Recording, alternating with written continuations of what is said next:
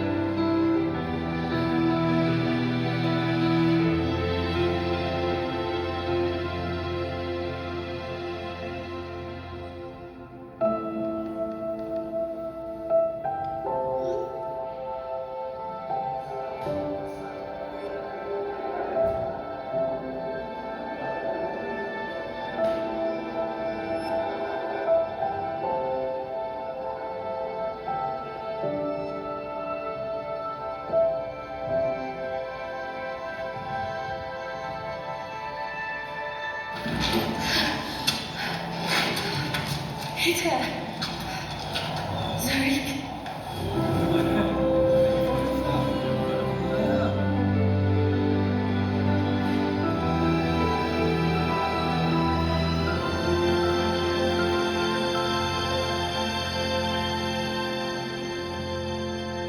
Thank you. Nobody likes the word empty.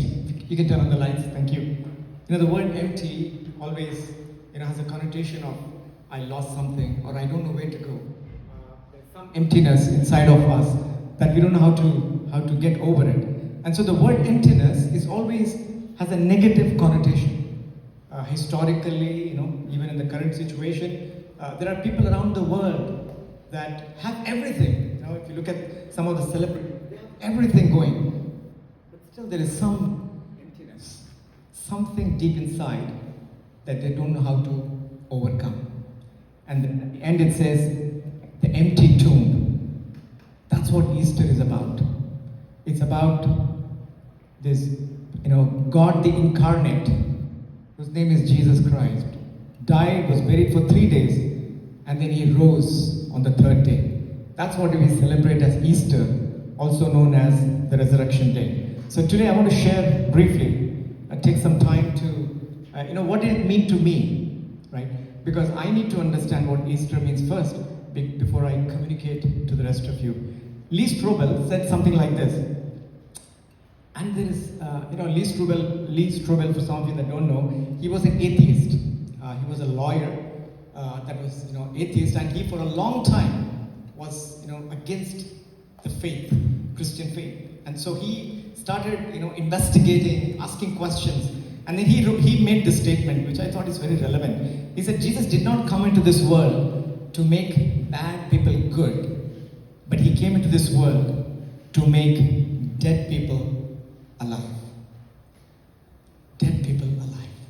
And this doesn't mean physical death, but spiritually dead. Meaning you have everything. I mean, even in this room, there are people in this world, they have everything. But there is still some emptiness, some spiritual dearth that they don't know how to get over it. So I chose this verse for my conversation today. It says in John chapter, can you go back to the previous one, brother? Or? Yeah, that's right. John chapter 20. Next one, yeah, you got it actually the first time. Can you go next? Next after this. Yeah, John chapter 20, verse 50. This is from the Bible. And as Sujata earlier, I was listening. What a testimony. She has such trust. And that's what we do every Friday. Is it loose? That one is not working also. I tested it. So every Tuesday, some families here, we pray. And I mean, we pray. As though it's our own family. And, when this verse was taken from the Bible in John chapter, it says, woman, turn off all the others, maybe it'll help. This is Jesus saying, woman, why are you crying? Who is it you're looking for? I'll give you the backdrop, Jesus was, crucified, buried, and on the third day, all these disciples were, sort of desolate. They thought this is the end of it. They've been for 3.5 years following this carpenter, hoping something would revolutionize their lives, change their lives. But when Jesus died and nothing happened, they were all scared for their own lives. And so the third day came, third day being the Sunday morning. As was the ritual of that time, the woman brought the spices to embalm the body. And they saw the empty tomb. And so one of these ladies, Mary, was in that garden where the tomb was. And she was, sort of looking for, where is Jesus? The tomb is empty. The body is not there. Her first reaction was, did somebody stole and kept the body somewhere away from all of us? And then Jesus appears and tells, woman, why are you crying? Who is it you're looking for? When I read that statement, I was thinking, there must be something, right? Because Jesus didn't appear to the disciples, all the disciples that left. He didn't appear to the disciples. He didn't appear to the religious leaders of that time. He didn't appear to the elite or anyone. But he appeared first to a woman. I want to submit to you that when Jesus appeared, he broke the social barrier of that time and also today. What do I mean by that? You see, in those days, women were treated as a second-class citizens. Some even thought, they were deemed to take care of just home and kids. That's all the responsibility. Unfortunately, even today, that same premise exists in some parts of our world today. That the role of a woman is kids and take care of the home. And so that's how it was perceived in those days. When Jesus appeared, he said the first person whom he appeared to was a woman. And he said, woman. That itself is such a weight, such a crush of the social barrier. In other words, Jesus was saying, by appearing to a woman, he was trying to say, you are as much equal as anyone that I've created. Because many a times, sometimes we see this even in homes. That's how we perceive. Woman is, a second-class citizen, or she has to take care of this responsibilities. In fact, when the woman Mary, when she went back and told the disciples, "Look, I saw the empty tomb," the first reaction, what they had in mind? This woman must be foolish. She doesn't know what she's talking. If he had risen from the dead, he would have appeared to us first. But Jesus crushed the social barrier of that time and of today. So what can we learn? What can we learn from that one illustration? This is what I was thinking. Don't judge people for what you see from the outside. We claim we don't judge anybody. We keep saying, okay, I'm a non-judgmental person. But I assure you, every day of our lives, we pass judgment one way or the other. So my first lesson to all of us is, don't judge people by the cover. Don't look at people. If he's not talking, if he's an introvert, you're immediately sideline that person.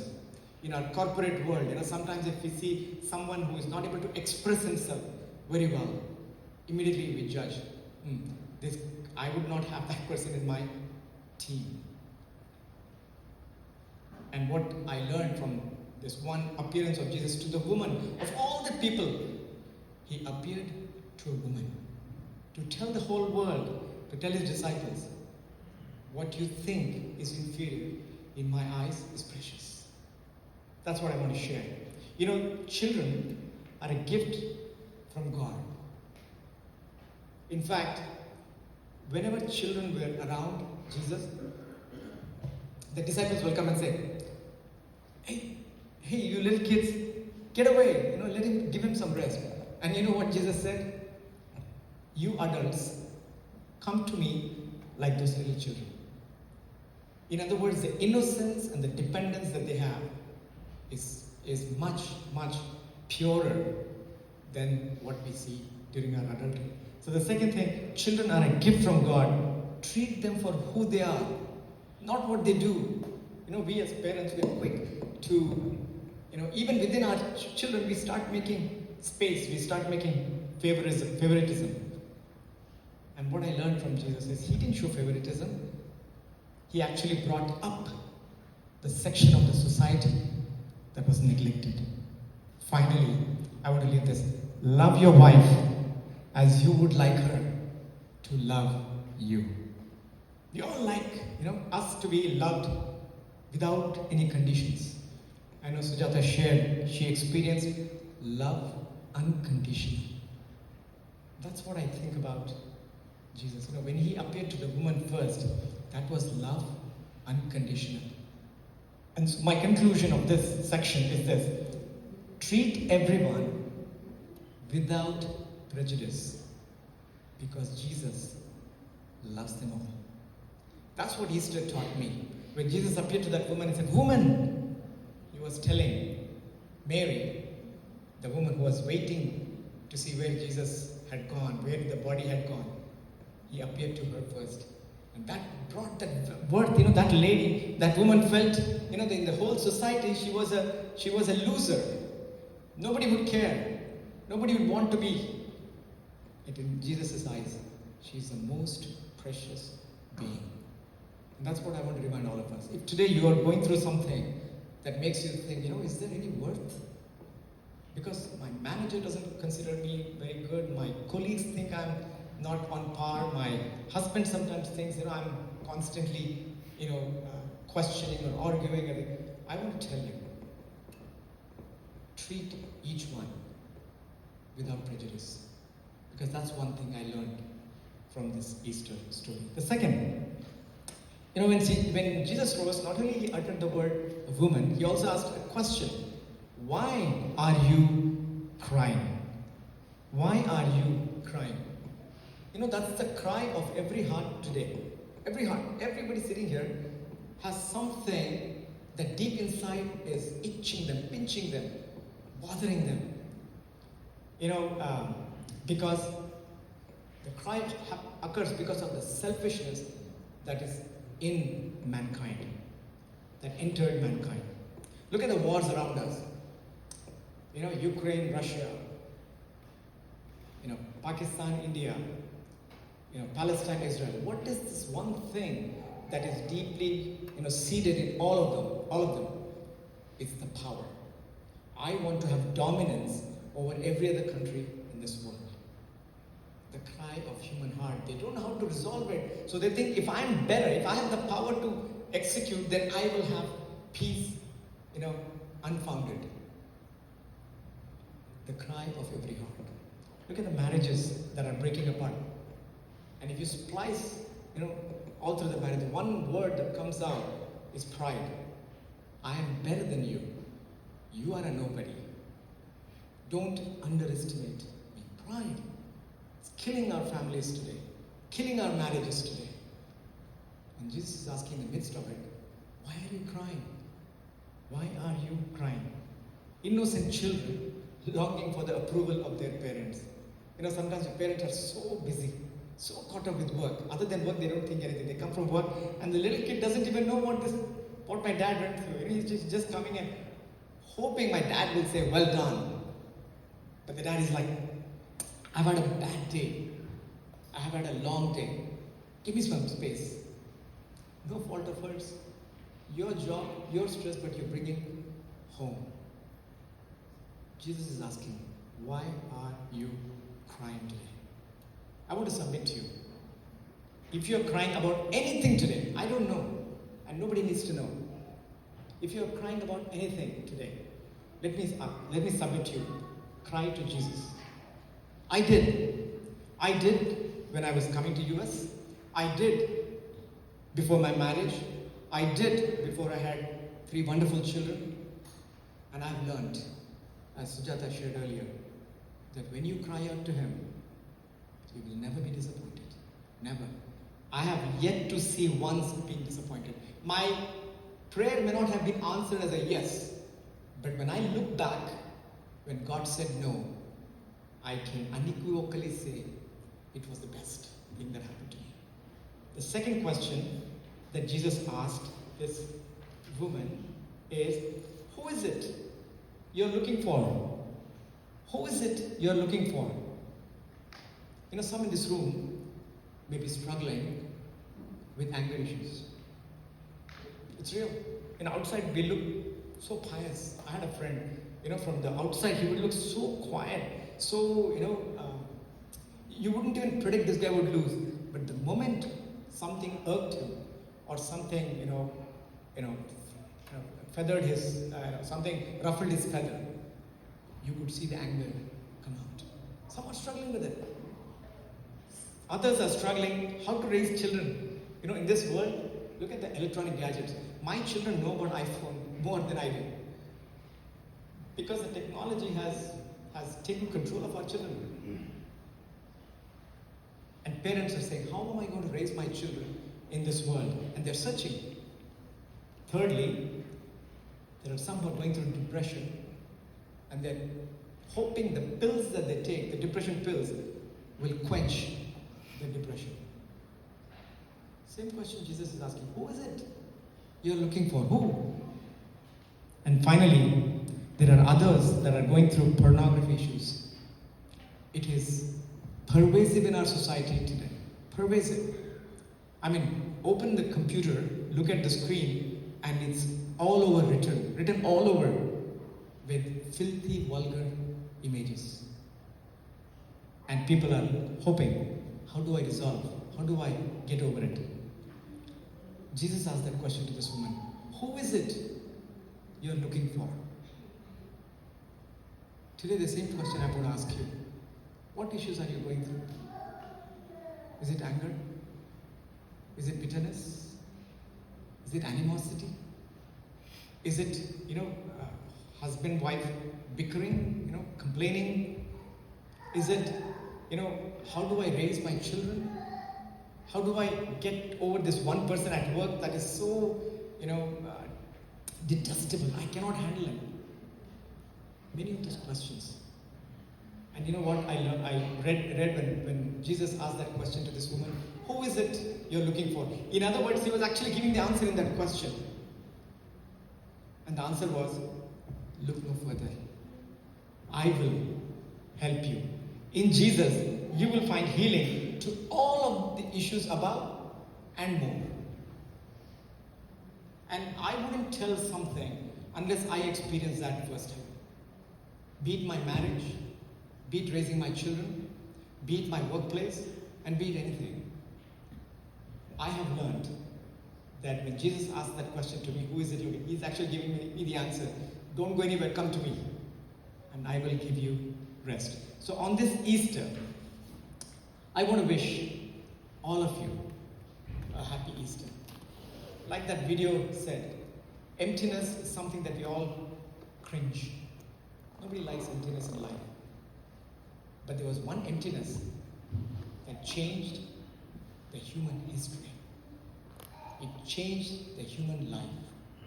It changed the way we live. And that is the empty tomb. Easter reminds me that since Jesus conquered death, you too can live a victorious life. So I don't know what you're going through, and I don't need to know what you're going through. But this I want to present before you. Cry out to Jesus, and you will never, ever be disappointed. You don't need to have eloquent words. You don't need to have a recital. Just simple words. Jesus, I'm going through this. Help me out. Like what Sujata shared. Nagarjuna introduced us during one of the carols, and when she was saying, hey, I have attempted all three of my attempts. I couldn't get my H1. This is my last, attempt, and I have three options. Either I, go join a school so that I can change my status, or I have to go back to India and come back, after a year, or I become a dependent, but to my husband. But then that process also takes time. And she called us, brother, I'm stuck. Myself and my wife, we said, no, let's pray. Because we believe in a God who answers prayers. So let's do that. And we prayed. We said, God, whatever is your will, I know it is the best. So please answer that best in Sujata's life. And so that's what I want to present to you on this Easter. Try Him. There is nothing to lose. If He doesn't, come through, put Him aside. But what if He does? What if that empty tomb is real? It's a matter of a transformed life versus an empty life. Which one would you choose? Let us pray. God, we thank you for this evening. Lord, what a imagery of the empty tomb when we think about it. 2,000 years ago, when it happened, people wrote it off, that this is the end. But it was not the end, but it was the beginning. God, I pray for every family that has gathered here.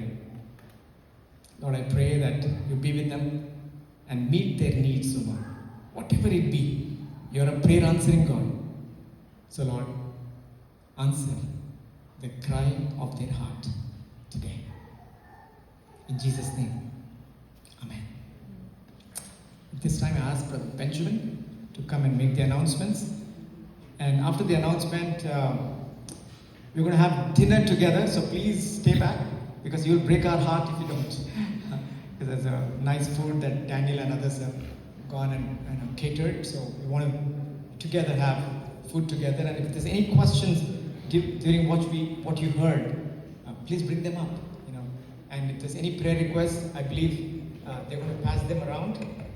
Just write down whatever prayer. You don't need to put your name if you feel uncomfortable. Just write down, hey, this is my prayer request, and then go from there. Thank you, Brother.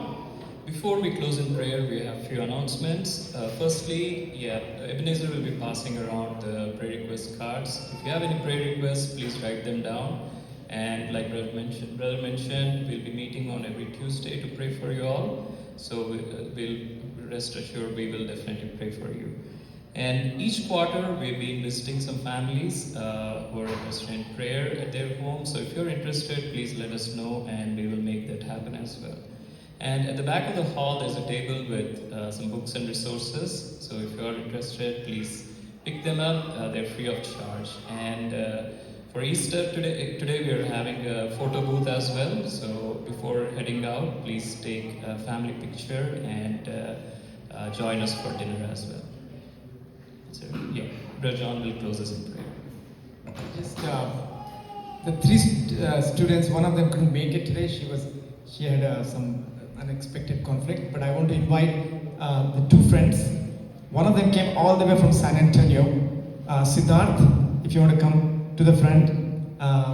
He moved from Austin, UT, and got a job in San Antonio. We didn't get a chance to celebrate. Yeah.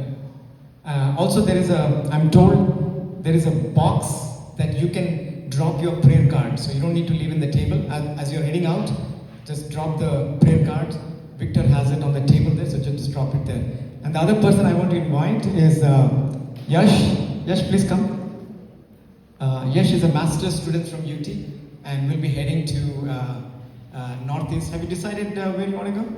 Not yet, but he's thinking. He's gone and researched a few schools for PhD. We want to pray for both of them. They've been coming to this gathering for some time, and so I thought we'll take time to say anything you want to say, Yash, and also to Siddharth. Sure. Hi everyone. John, I met him in Prem Milan. If you guys don't know what, so these guys have dinner for UT students. So I met him for the first time in 23, and from there onwards, he's always there for me. He's praying for me, and he's a very, I would say, a support system in US. I couldn't find it from anyone else, but John was there for me. So it was a great experience for me, and I'm sad that I will be leaving Austin, but I'll be staying in touch with every one of you if possible. But thank you so much for hosting us. Thank you. Hello everyone, my name is Siddharth. Today is actually, I would say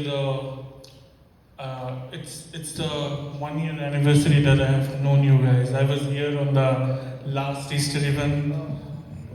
So the reason why I come back every time, even though I moved to a different city, is when I came to the US in 2023 for my master's, people face a lot of issues. You have ambitions in your mind, you need to fulfill a goal for which you moved halfway across the world. And it is quite often that negative thoughts, fears, like we saw in the box of element, stress, all of that takes over you.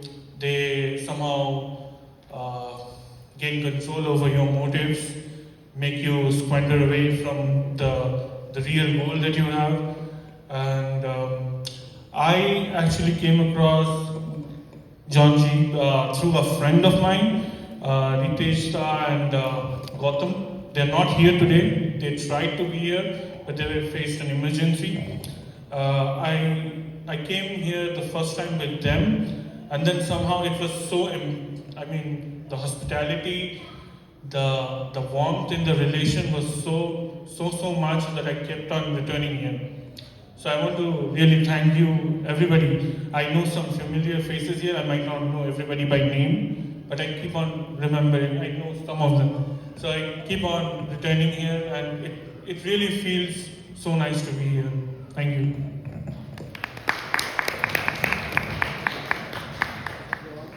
A small gift from our group to you both, and I'll pray for you, but we really thank you for choosing to come here. It means a lot to us. We only knew you all for a couple of years, but the relationship is so special that it will continue for good. Let us pray for them. If you all can bow your heads and close your eyes. Dear Lord Jesus, we thank you for this evening. God, what a day. When Siddharth was saying that exactly a year ago on the Easter, he met us all, and Lord, and just bring him back again It means special. Even though he's moved to San Antonio, Lord, he took time, he made time to come and see all of us. So God, I just pray as they are stepping into the next phase of their life, for Siddharth as he's settled, as he's working in San Antonio, I pray, oh God, that you bless his life and is looking forward to a life partner. I pray that you'll bring a good, wonderful girl into his life. Somebody that will complement him and someone that will add meaning and purpose, Lord, in his life. And just pray, God, that you be with him. Even as he is settling down in San Antonio, that you will be watching over him and keep him in good health, protect him from all the temptations of this world. God, I also pray for Yash. Lord, Yash has been special to all of us. And God, as he's moving out of Austin to a place in Northeast, yet to be confirmed, I pray, oh God, that you direct him to the school where he can do his research and eventually, Lord, be absorbed into the faculty position. God, I pray that, Lord, watch over him, oh God, even as he is going to a new place with new surroundings and new friends. I pray that you bring a good group, Lord, a good community, like here, Lord, that a community that cares about him, that is there for him when he needs the most. Lord, and I pray that you also fill his life with a wonderful, bright future. And God, I pray that you be with both these young men as they start to write the next chapters of their life, that you will be with them and guide them all through this process. God, we pray for the food that was graciously provided to us. We thank thee, Lord, for all of them who took time and, Lord, and bringing the food and taking care of all the other things. Every volunteer, Lord, whether it's the media or the photo booth, every person that involved, Lord, we thank you for their efforts. And I pray that the food that we're going to have, Lord, will nurture and nourish us.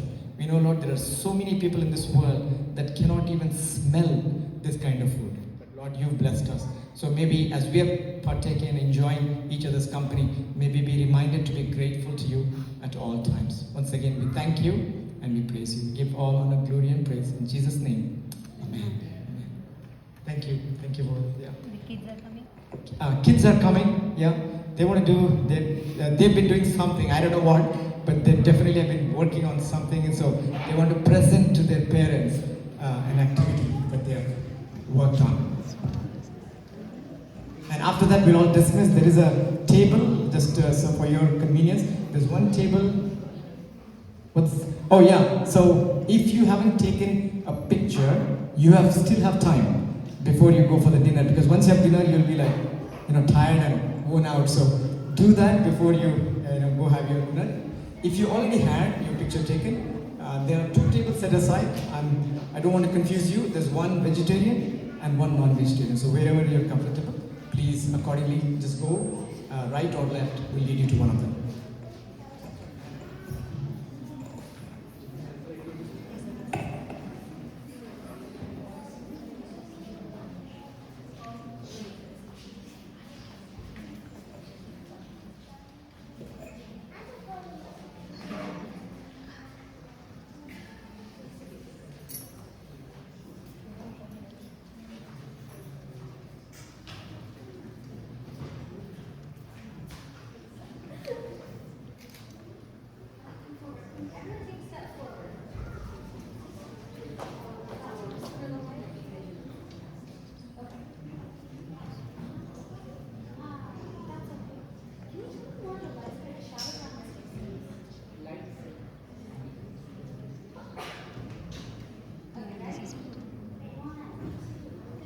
If you're happy and you know it, hello. If you're happy and you know it, say hello. Hello. If you're happy and you know it, and you really want to show. If you're happy and you know it, say hello. Hello. If you're happy and you know it, say have fun. If you're happy and you know it, say have fun. If you're happy